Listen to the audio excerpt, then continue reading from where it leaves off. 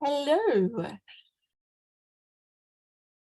Hello, and I just thought I would jump on and do this video doing a book review of Reinventing Your Life, which talks about life paths. The reason I'm doing this is that a friend recommended the life paths and I loved it as a profile or as a quiz, a self-perceptions is where it will end up, and how we engage and interact with ourselves. These are very, very subjective. They are not objective at all. And they rely on our memories. But I wanted to review the book. So Reinventing Your Life by Jeffrey Young and Janet Klosko. Sorry, I'm trying to read the tiny writing. I should have read that before I started. I will put in my disclaimer here, I have skim read the entire book, but I have only skim read it. I have read some of the chapters more in depth, the chapter on the profiles and the chapters on the philosophies. But in terms of reading through all of the examples, I have skipped them. I am not a fan of examples. I do not learn that way. I learn through patterns, profiles, and philosophies. And so when I'm reading a book, generally that's what I'm looking for. I'm looking for what are the philosophies that are coming through? What are the patterns that are in play? And one thing I will say about this book is that they ended off, because it's co-written, with the philosophies, and I think it would have served much better to have them up front. I have got my disclaimer slide here. This summary is not a replacement for reading the book, especially being that I skim read the book. This is my personal opinions. Please get the book, read it yourself, and do your own research. Also, this process, as taught by the book, is not a replacement for therapy with a trained professional. While many steps will be enough for most people, for many people, additional support will be needed. So if you're looking at my summary of the process, please, this is not professional advice. This is not a way to circumnavigate seeking and working out a trained professional, whether that be a coach, whether that be a counselor, whether that be a trained therapist. For some people, this will not be suitable, and please go and get the appropriate support that you need.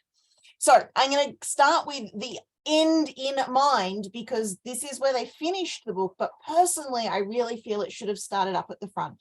Some of these I agree with, some of these I disagree with. Within us all, so these are the underpinning philosophies that he talks about that drive his motivation to have this therapy that he's created. Within all of us, we have a part that wants to be happy and fulfilled. That to me is a no-brainer. Within all of us, there is a piece of us that is wanting to get back to the bright, bubbly baby that we were born as. We all came into this world, and instantly I find an exception in my mind. That's so the way my brain works.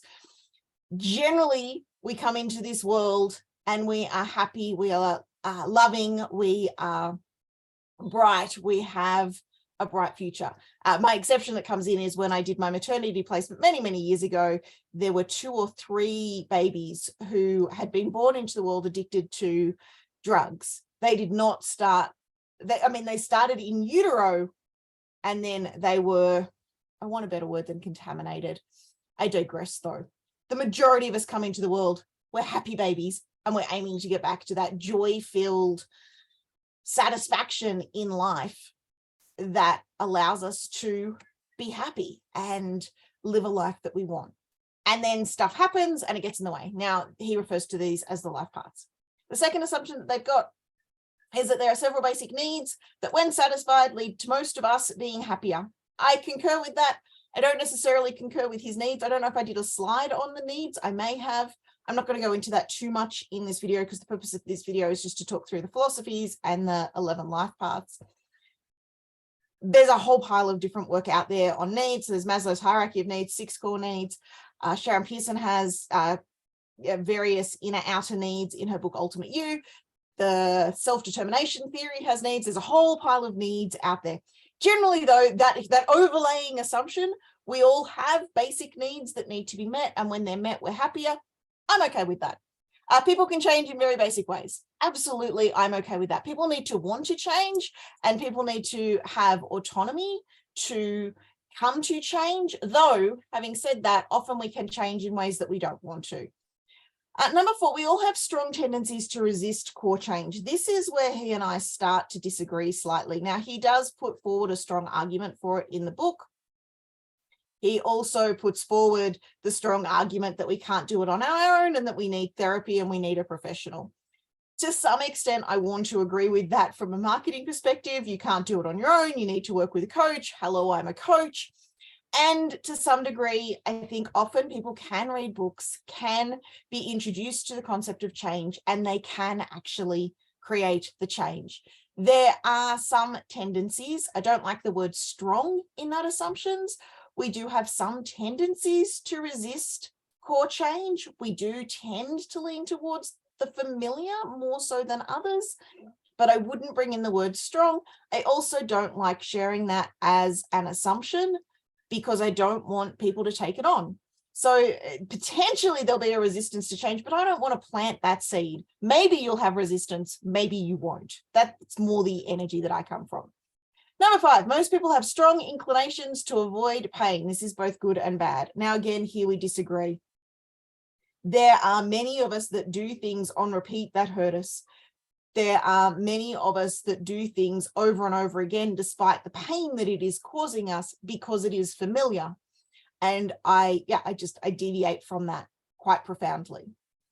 They do not believe in any one technique or approach to change will be successful for all people. We are on the same page on this. There is no one size fits all solution. There is no one thing that will solve everybody's problems. I also think that for everybody finding their own blend of modalities, their own blend of philosophies, their own blend of approaches is key to success. So my profile course that I run, the self-discovery course, has 24 profiles and then 3 steps to integrate them back into your life.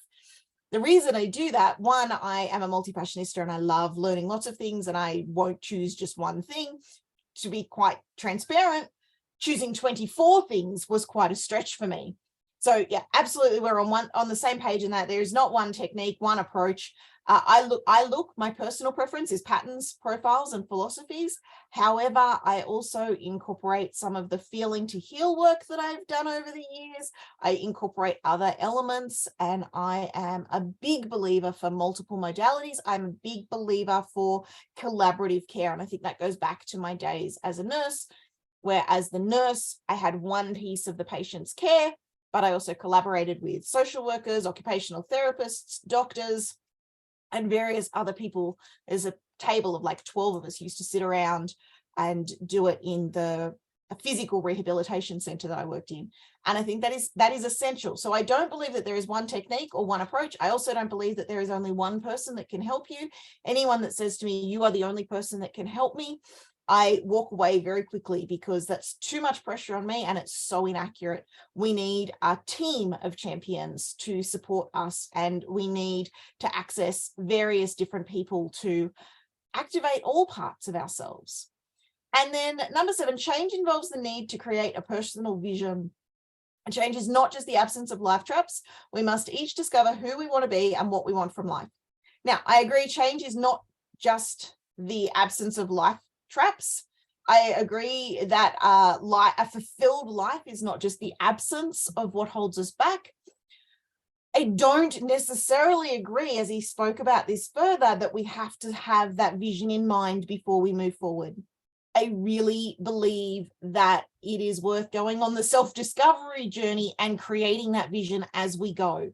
I don't think needing the answers before we start is a good way to do it. And I've heard lots of people talk about like start with the end in mind, know your destination. And I just find, for myself at least, and for many of my clients, we don't know. And trying to come up with that answer and then boxing ourselves into that is the equivalent to me of boxing ourselves into one modality. So that last one, I deviate a little bit. I think change is constant. Change in the vision is important. And exploration, discovery needs to come before we start setting out to what it is that we're aiming for. Discovering who we are, discovering what we stand for. All of these discovery pieces and not locking in a fixed destination, not having an expectation of who we will become, and allowing that to be more free flowing. All right, this I loved.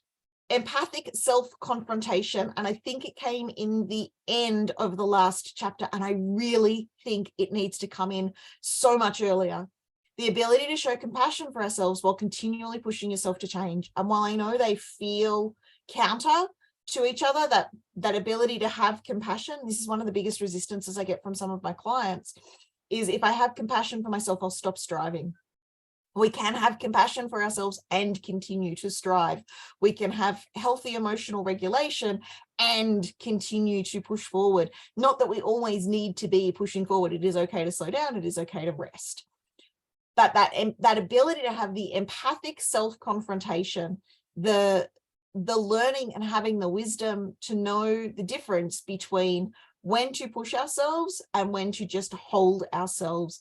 And that, again, isn't something that comes easily. It's something that comes through experimentation. It's something that comes through getting to know ourselves and, again, going on that self-discovery journey.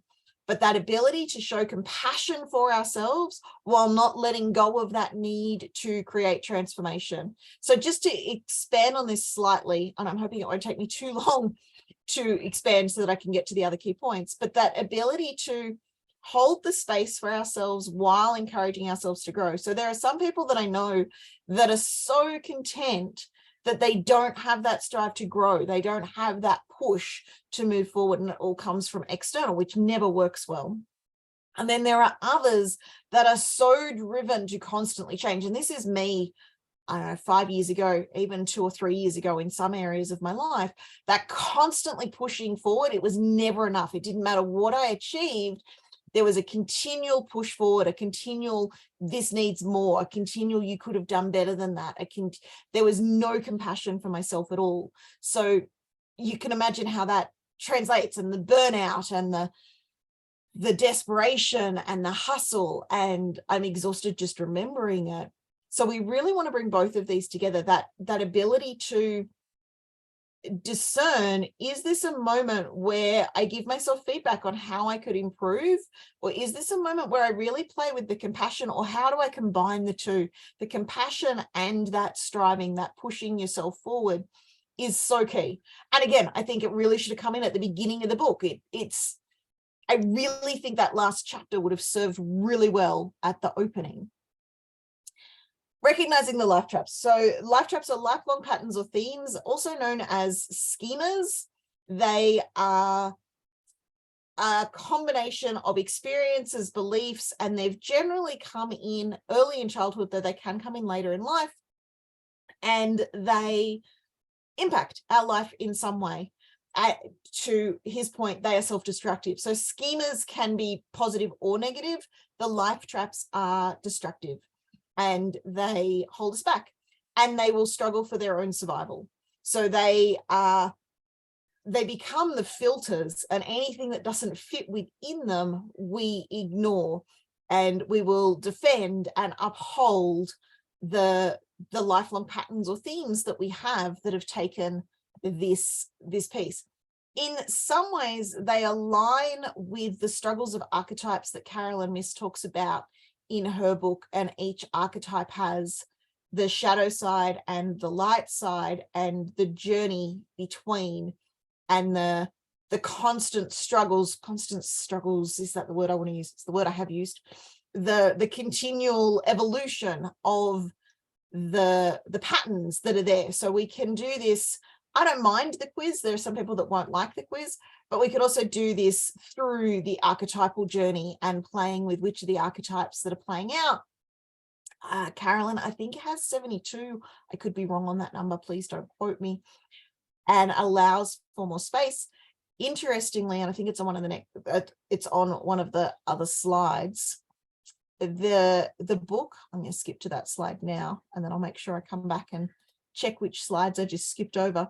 So the book talks about 11, but when you Google schema therapy, there are 18 that come up. And that to me sparks my curiosity, sparks my interest. It sparks my curiosity. There we go. Got it. Why have they taken out the 7 and left in the 11? Did they come later? I'm not sure, but it does spark my questioning.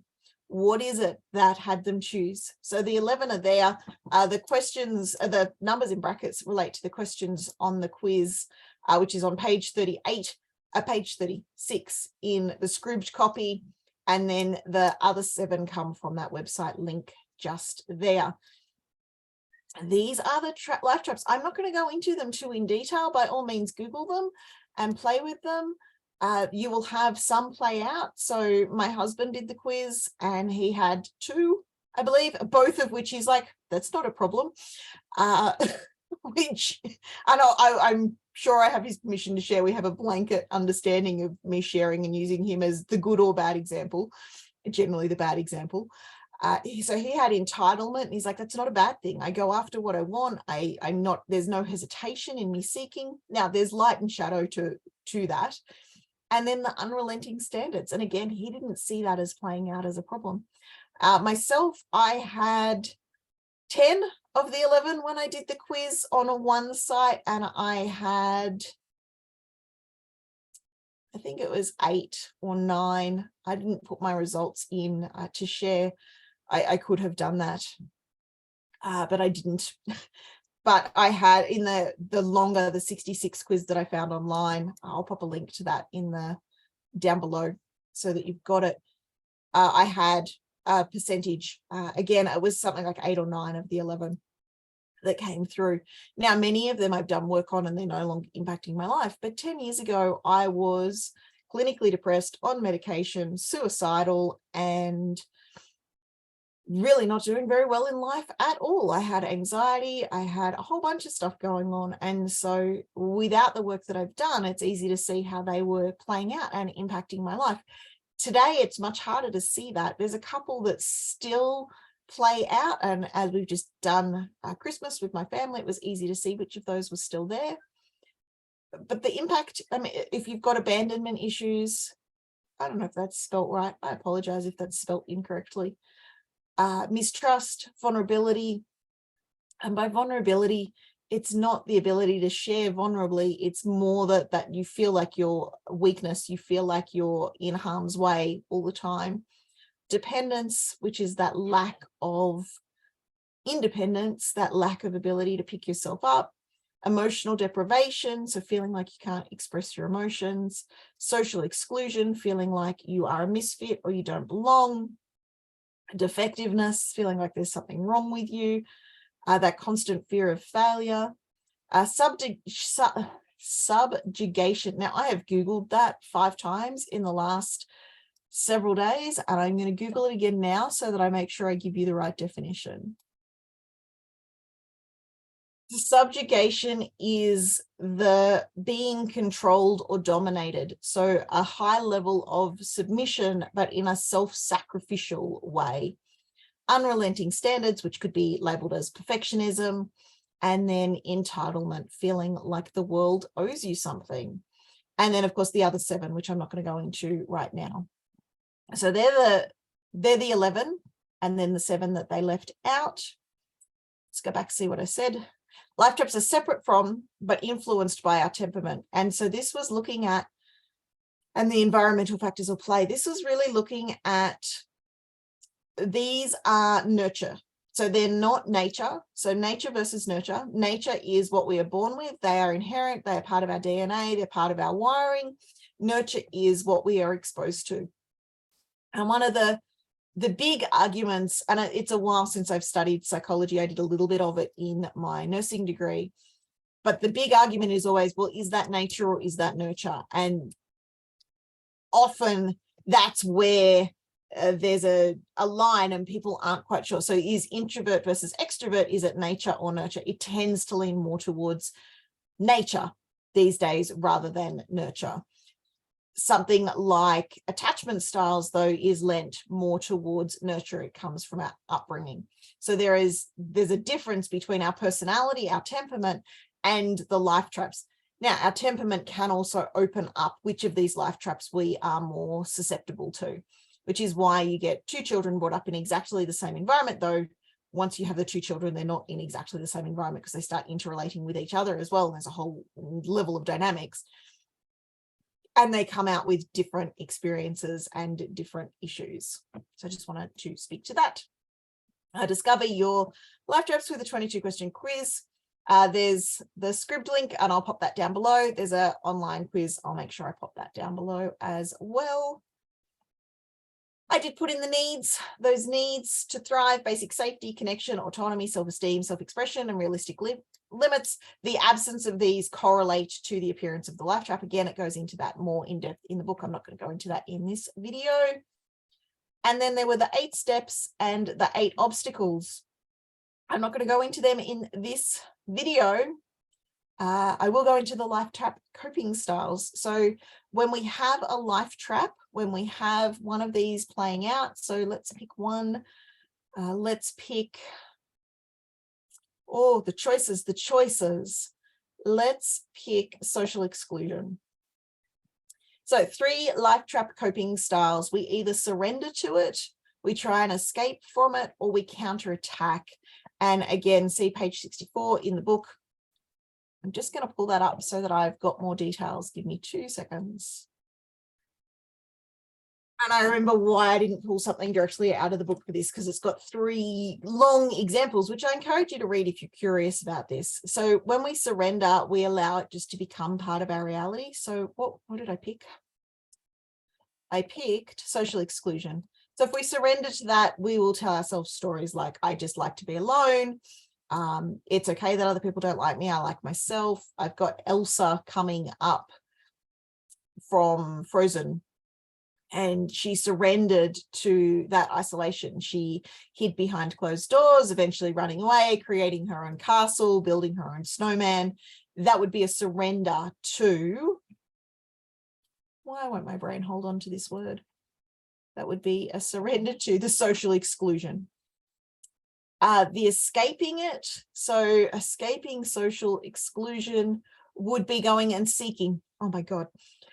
Sorry, oh my God, just there was my own realization, my own epiphany. Would be, okay, well, I don't fit in here. I'm going to escape this exclusion, and I'm going to see if I can find my tribe. It creates a very vulnerable, and now we've got Anna from Frozen 2, if you've seen the movie, seeking out who will accept me, and that constant seeking, and it makes a vulnerability, which is why she said yes to the guy that proposed within 30 seconds of the meeting, because she's seeking that. So escape from the tribe where you were rejected or excluded, and a constant looking for somewhere where you can be accepted. I'm just going to allow that feeling to wash through me as I have that realization for myself. The third is counterattack. So social exclusion, where you're being excluded, the counterattack would be potentially to form your own tribe and then attack the people that excluded you. So becoming a bully potentially, or just becoming very, very overt and attention seeking so that people don't get a choice in giving you attention. So they try and exclude you, and you just keep inserting yourself in there, or somebody, not necessarily you. I want to disassociate it. The person experiencing counterattack with social exclusion would continually insert them in. Again, if you're looking for specific examples, they do give examples in the book. Those links will be down below. For now, that's all I'm going to cover. This is just a tiny tidbit. Life traps are just one component. I love this so much. I added it in as a component of the self-perception section contained within my much, much larger program of self-discovery. If you've got value from this and you would like to learn more, then please check out the 12-month program or send me a message on Facebook. Both of those links will be below, and we can explore if you're a good fit for the self-discovery program and understanding how to take back your own awareness, understand who you are, discover who you can be, and how to create a fulfilled, aligned life that is one that you love, and then ripple that out to the world. I predominantly work with people that are on their own self-discovery journey, but really want to help others on their self-discovery journey. I work with transformation coaches, consultants, course creators, people that are here to make a difference in the world. If you've got value from this and you would love to share, I'd love to know, what did you love? What did you learn? What are you taking away from this? And what would you like to learn more about yourself? Help me out, ask some questions. I do really well in response to questions. I sometimes can self-initiate, but generally I do really well in responsiveness. This was put together because a friend recommended it and was curious my thoughts and opinions. These are my thoughts and opinions on the philosophies and the life traps. Like I said, we could go into the needs and we could absolutely go into the steps. If you're looking for the book, the link will be down below. If you're looking for Scribd, which offers the opportunity for lots of books, that will be down below. And if you're really looking to go on a journey of self-discovery and think maybe I could be a companion for you on that journey, then look for that link below as well. I hope that you got value from this, and I look forward to connecting with you soon. Bye.